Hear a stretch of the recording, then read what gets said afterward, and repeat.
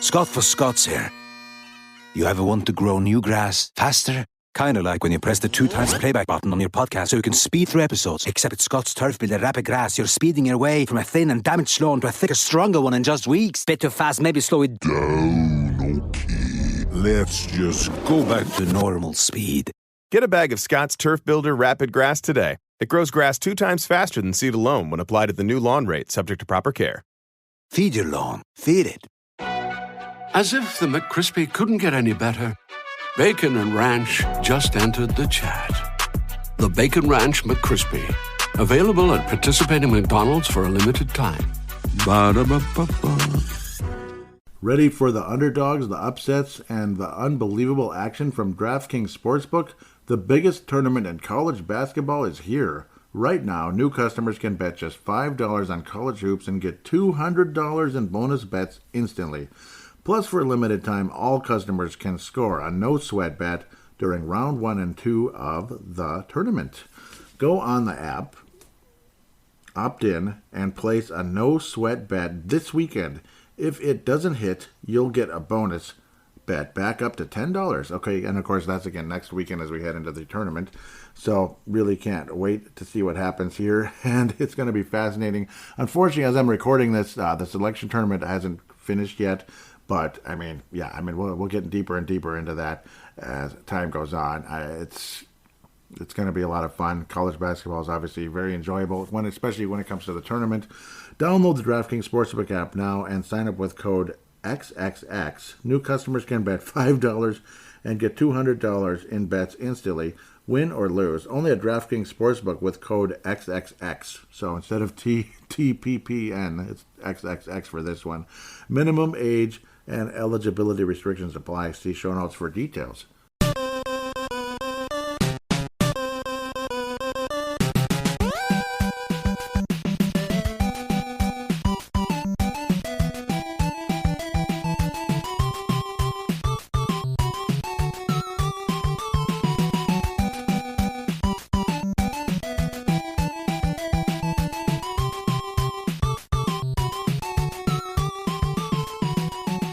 Welcome to the family here on Purple Mafia.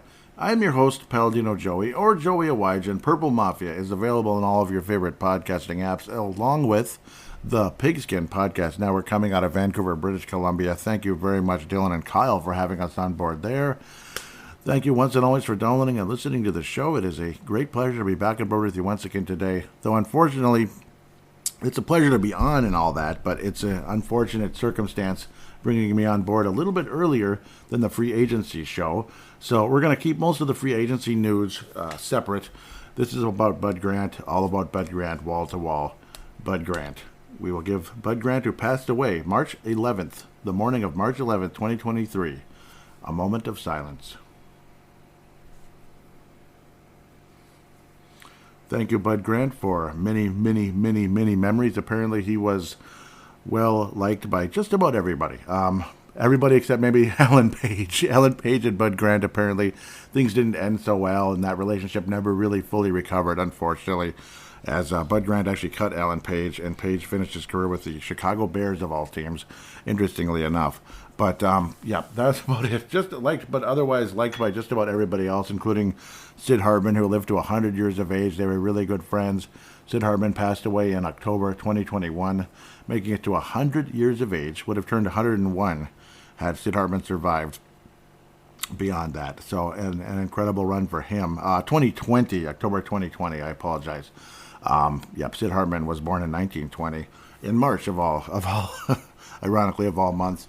Bud Grant hails from Superior, Wisconsin originally. Superior, Wisconsin, what an awesome place. Been there before, of course. May 20th, 1927. 1927, going way back. Again, Bud Grant passing away at the age of 95. Would have made it to 96 had he made it to May 20th. Seemed like as recent as 2 weeks ago, apparently, people talked about that. Yeah, he was he was still very sharp, still very, he was old, obviously, older, not really able to walk anymore, unfortunately. Like how he says his skeleton was failing, but the rest of his body was still doing good, like his brain and all that. Brain was functioning very well. Extremely sharp all the way to the end.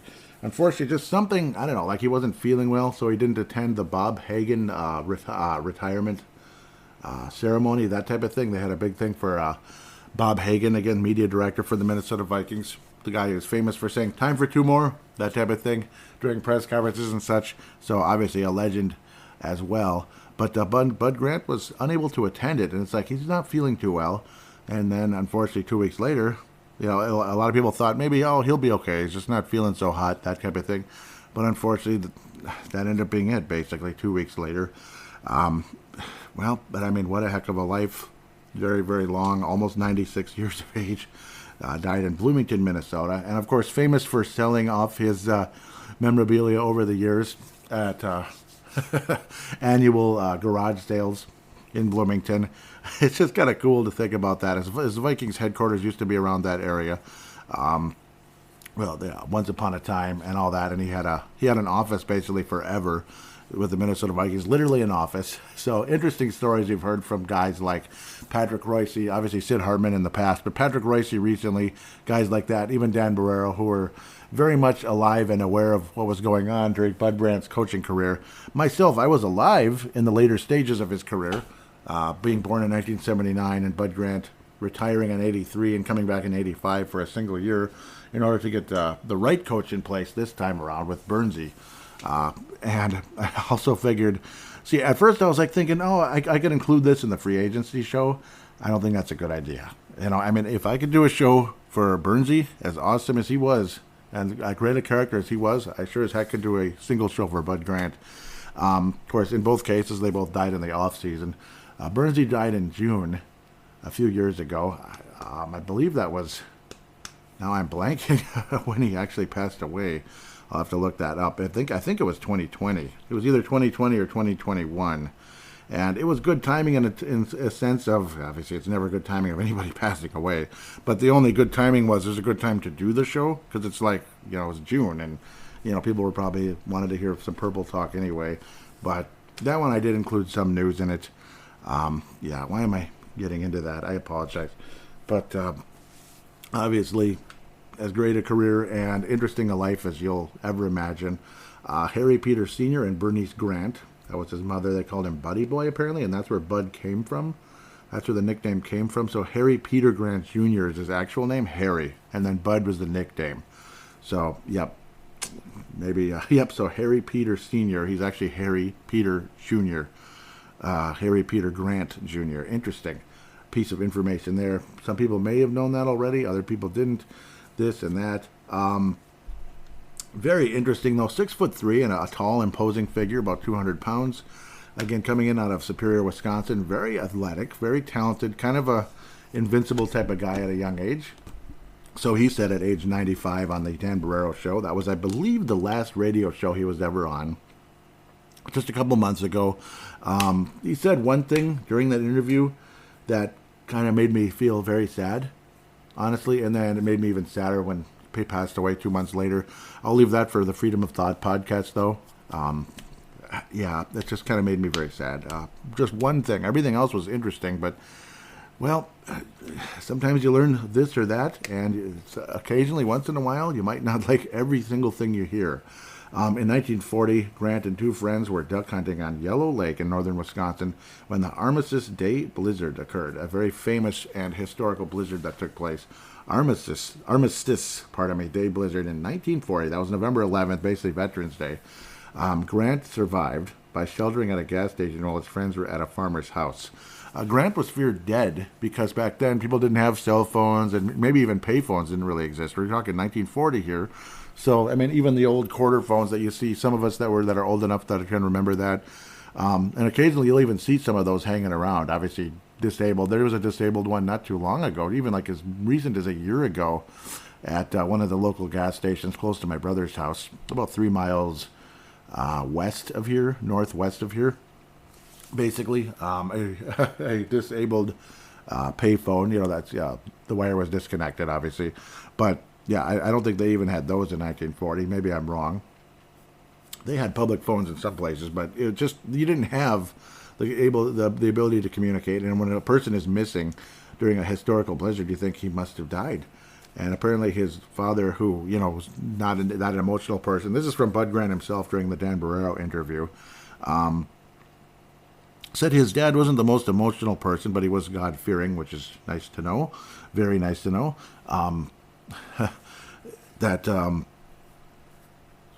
They thought he'd passed away, and then when Bud Grant and his dad were reunited, his dad actually had tears in his eyes, so really cool story there. That was in, the early days of Bud Grant's life, so he'd have been 13, approximately, 13 years of age. November 11th, 1940, he'd be 13 and a half, basically, 13 and a half. But apparently that's what happened, survived by sheltering at a gas station while his friends were at a farmer's house. So, again, interesting situation, but everybody made it, so that's good news. All that took place. He also, in 1945, graduated from high school in 1945, right around the end of World War II, but he did enlist in the U.S. Navy during World War II. He was assigned to the Great Lakes Naval Training Station in Illinois and played on the football team coached by Paul Brown. Yep, this is all from Wikipedia. Interesting stuff, though. Interesting pieces of information. But yeah, definitely an athlete all over the place. I mean, it's just unbelievable. An acceptance letter from the University of Wisconsin-Madison. Yep, interesting. To be just discharged from the service, Grant decided to attend the University of Minnesota instead. So he became a Gopher all the way back in the 40s. 3-sport, 9-letterman athlete in football, basketball, and even baseball for the Golden Gophers, the Minnesota Gophers, that's right, earning all Big Ten Conference honors in football twice. So he played for the Golden Gophers during some of those glory years back in the day when one of the great coaches was still around. He was a member of the Phi Delta Theta fraternity. Interesting there. Okay. He was selected by, coming out of the University of Minnesota, Bud Grant was selected by both the NFL and the NBA draft. So he's kind of like a Dave Winfield almost. But unfortunately, he wasn't like a legendary player like Dave Winfield at one of the two sports. It still was good. Selected in both drafts, first round, 14th overall by the 1950 NFL draft by the Philadelphia Eagles. Philadelphia Eagles, pardon me. Sorry, I'm choking to death. I apologize. I'm kind of caught down with something the other day and feeling way better than yesterday. Took like a trillion tons of vitamin C powder, which is more effective than pills, pardon me. But, fourth round, 47th overall selection of the Minneapolis Lakers. Minneapolis Lakers in the 1950 NBA draft. Played in 35 games during the 49-50 NBA season and signed with the Lakers for 50-51.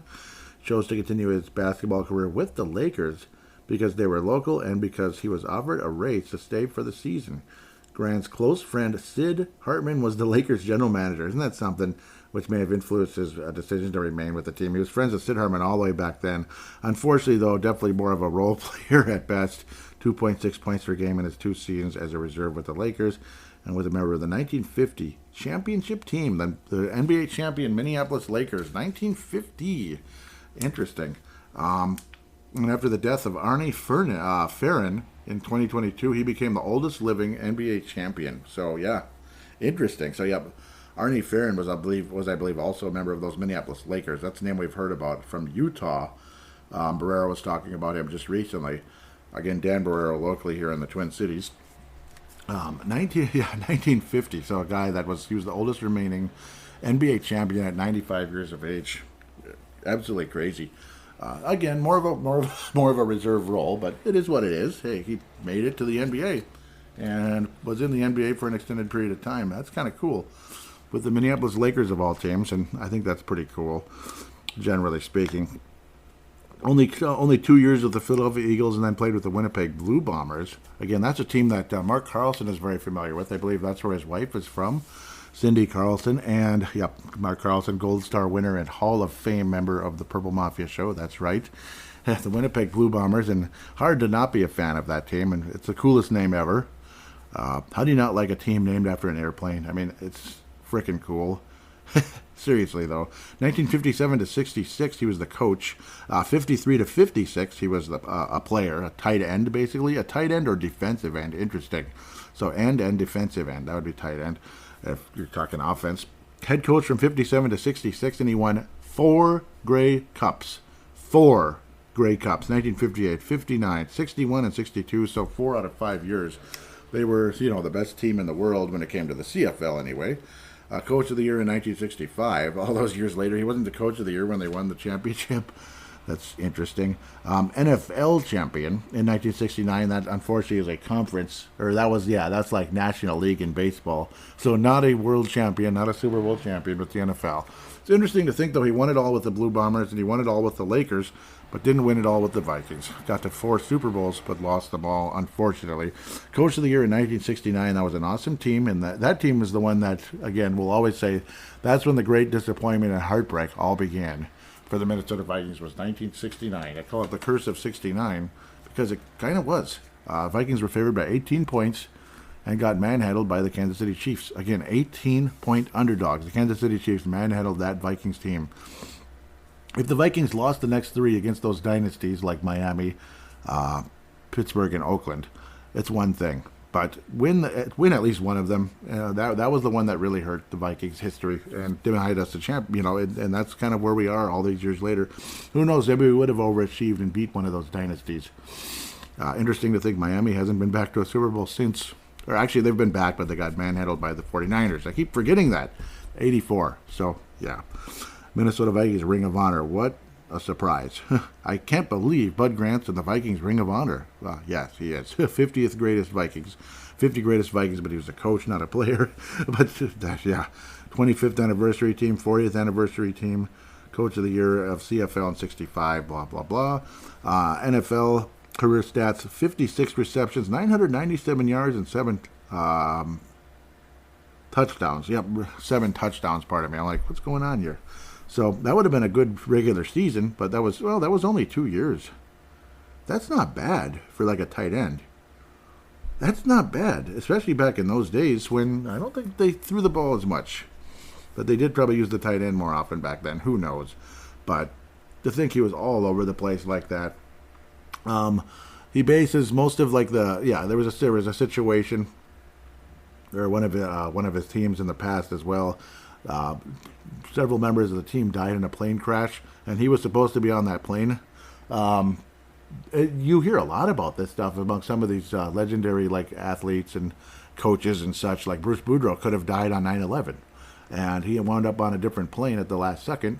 Bruce Boudreau, former coach of the Wild, he could have died with 2 Los Angeles Kings scouts back in 2021 because he was a member of that same group of the LA Kings, basically, at the time.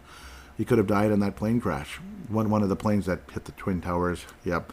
Or Bud Grant also could have died in a plane crash, and just didn't go on that plane at the last minute.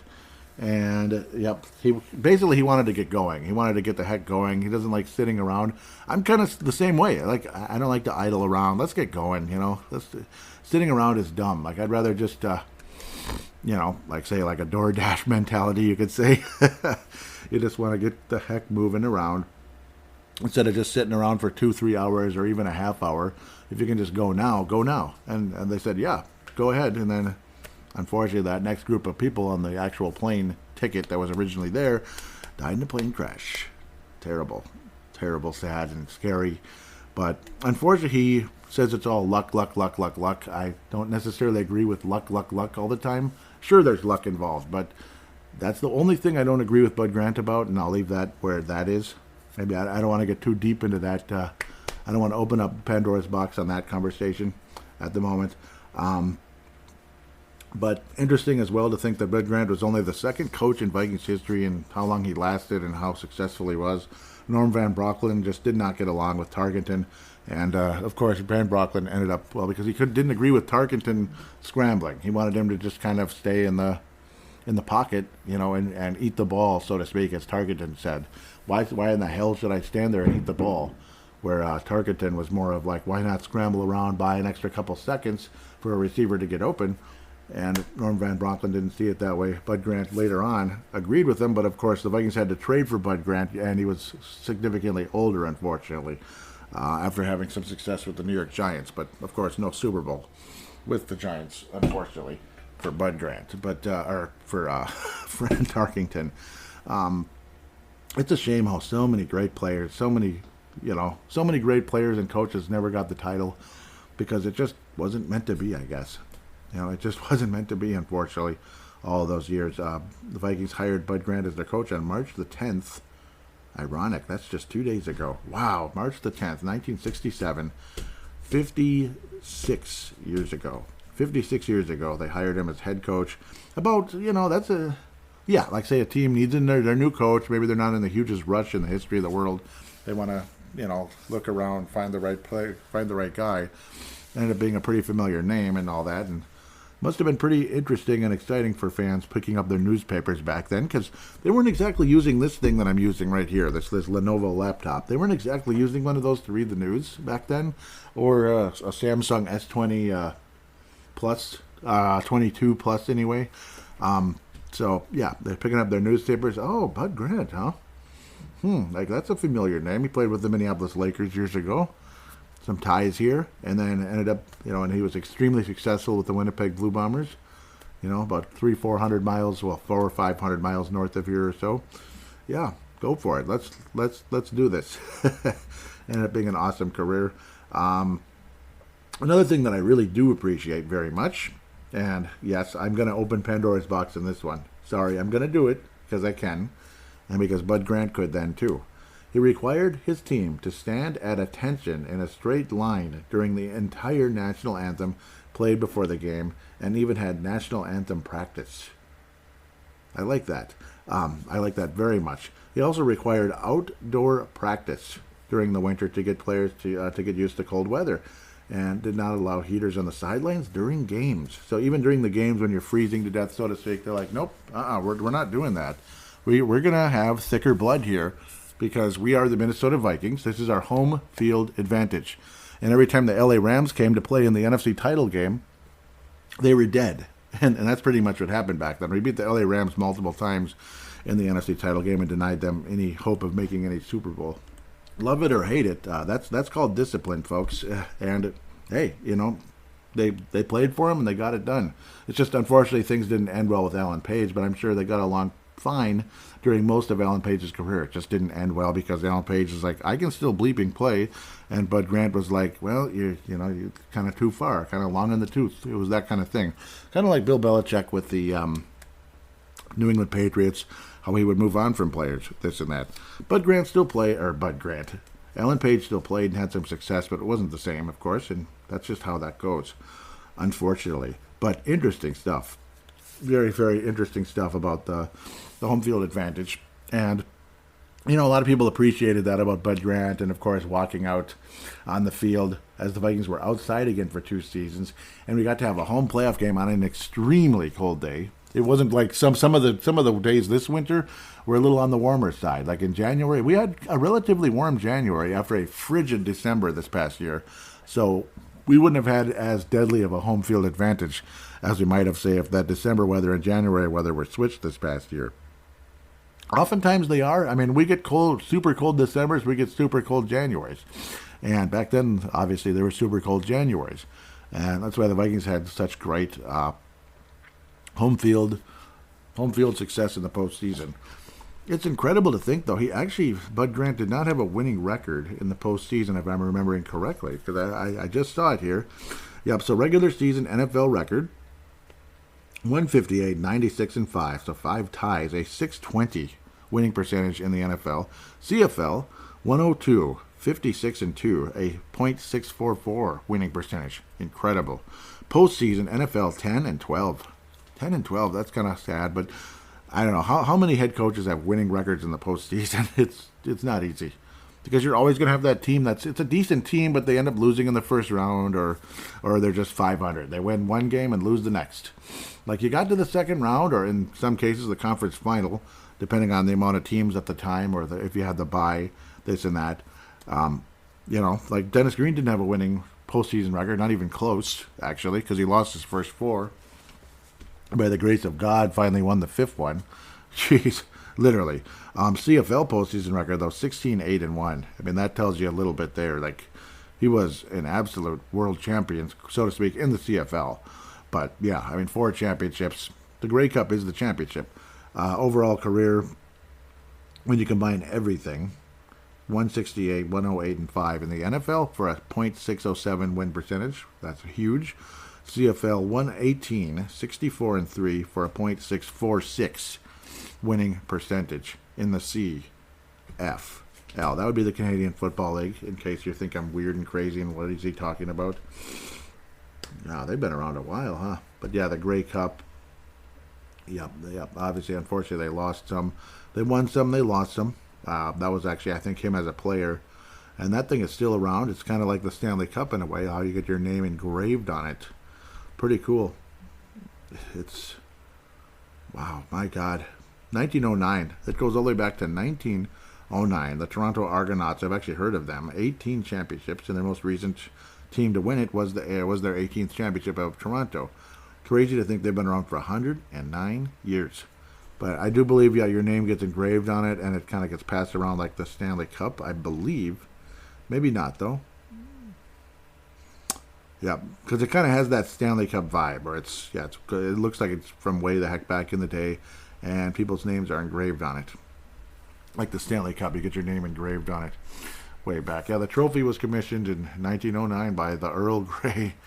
Yep, so pretty cool. Now that I'm going way off into somewhere else, but still it's related. I mean, Bud Grant is well affiliated with the Grey Cup. His name is on it 4 times as a coach. So about as good a coach as you'll ever get in that area.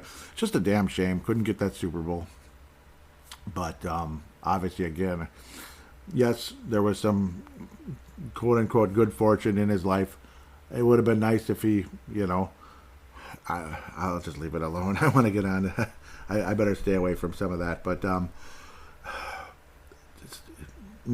obviously, again, such an incredible coach, a great personality. Entertaining to listen to, and stayed sharp pretty much all the way to the end of his life. Just there was no actual information as to why he passed away, other than he probably just got sick and his body just said that's enough. That's kind of the impression I'm getting from this. That's kind of how it goes sometimes with people that are at that age, where it's just maybe kind of like a pneumonia, that type of thing, and their body just says I'm done. And I think that might be what happened. 95 is an amazing run, well respected, and an amazing life. Obviously, again, a lot of brushes with death throughout his life, but eventually, but by the grace of God, avoided it, we'll say. And of course, again, obviously 3 NFC championships to go along with the NFL title. Again, because the NFC didn't exist in 1969. And some people say the reason why the Vikings haven't won a Super Bowl championship is because we were the last team to win an NFL title. So it's some kind of curse. But I don't know. You don't want to believe in that stuff too much. I don't know. But other than it was just the fact that we didn't win that game, that kind of almost puts a curse on your franchise in a sense. It just kind of started all the disappointment, the heartbreak, and the whole here we go again vibe, unfortunately. But there I go, getting into Vikings history and not necessarily Bud Grant. Interesting, though, a lot of people probably didn't know Harry Peter Grant. That's his actual real name, Jr., and Harry Peter Grant Sr. is his father. But, yeah, to think he played 3 sports at such a high level, it's pretty cool, and good enough to be at the college level, Division I. That's pretty amazing. Apparently Marv Levy also. Oh, poor guy, because he never won a Super Bowl either. Oh, that sucks. He also won the Grey Cup, Marv Levy, and did coach the team to the Super Bowl. So they got to the Super Bowl, and the only other coach. So yeah, Bud Grant was the first, and Marv Levy's the second. It's ironic how both of them have no actual championship in the Super Bowl, so that kind of sucks. Marv Levy, how old is he by now? Oh, man, he's still alive, and he's 2 years older than Bud Grant. So it kind of tells you Bud Grant could have coached into the 1990s. He could have, because Marv Levy coached in the 1990s. He just obviously wanted to just move on and do something else. Probably had enough, wanted to go hunting and such. Heck, he was the GM of the Bills for 2 years. Isn't that something? Yep, coached until 1997. Imagine if Bud Grant coached until 97. And it's really ironic also, going back to actually Bud Grant, that in 98, before the 98 season, and remember how magical it was. When Red McCombs bought the team during that off season, he wanted to bring in Bud Grant. He was constantly hanging around him, in the Metrodome, as obviously it was still very much around at the time. He wanted Bud Grant to take over as head coach of the Minnesota Vikings over Dennis Green at the time. Interesting to think of what might have happened in 98. Just imagine. You just never know. Maybe he probably wouldn't have taken the knee. I can't imagine Bud Grant taking a knee, but Atlanta had brought in that Tampa 2. That's the one thing, but maybe Bud Grant would have found a way to solve that situation. We shall never know, unfortunately. But because the Tampa 2 at the time, obviously nowadays you think of Tampa 2, you just kill it with that West Coast offense. You just pass for 1 billion yards underneath it. But at the time, the Vikings were so hell-bent on going deep to Randy Moss, the Tampa 2 was a brand new thing, and it was insanely frustrating. And that kind of derailed the Vikings' chances of going to and winning the Super Bowl that year, unfortunately. Okay. So at the end of the day, again, I don't have stories. I never got to meet the guy, unfortunately. A lot of people did meet him. A lot of people, probably Purple Mafia listeners, go ahead and talk about him all you want on the Facebook page. I should probably create an individual thread, even though right in the thread, you could talk about it there as well, where Bud Grant, where the Bud Grant news was announced. You could have it on there also.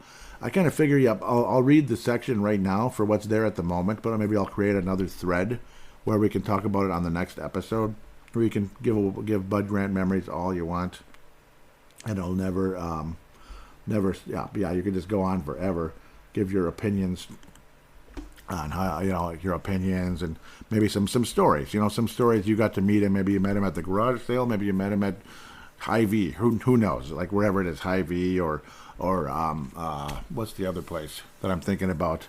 The famous Wisconsin, Quick Trip, the famous gas station, like Wisconsin gas station originated in Wisconsin. Yep, Quick Trip. So far 2 comments, but 2 of the top of the list here. Dave Hickey, it's a sad day in Vikings history. I wish they could have won a Super Bowl for him before he died. Yeah, before he passed. I couldn't agree more with that. Mark Carlson says, I'm so sad right now. Yep, me too. And at least he got to live a very long life. I mean, that's the positive side of the whole thing.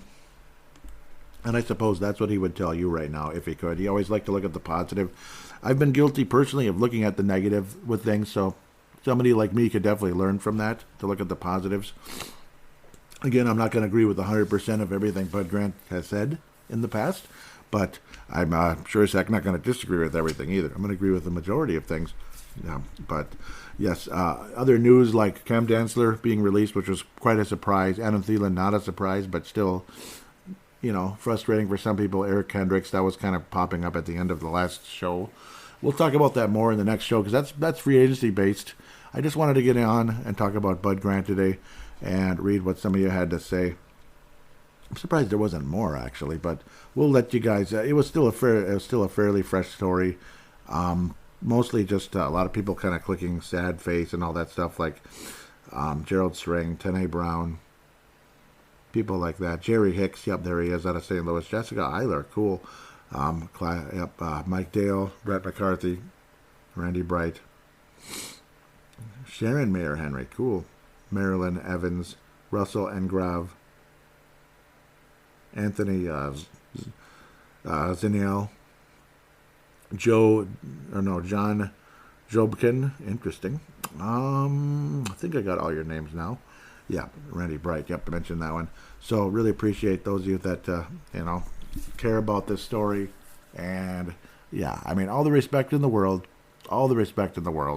Wishing Bud Grant's family the best.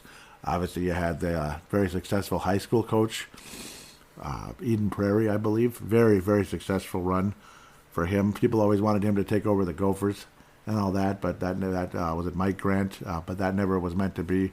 Bud Grant also had some kind of interesting statement in the past. All those legendary coaches that the Vikings lost to, like the Pittsburgh coach and Don Shula of the Miami and all them.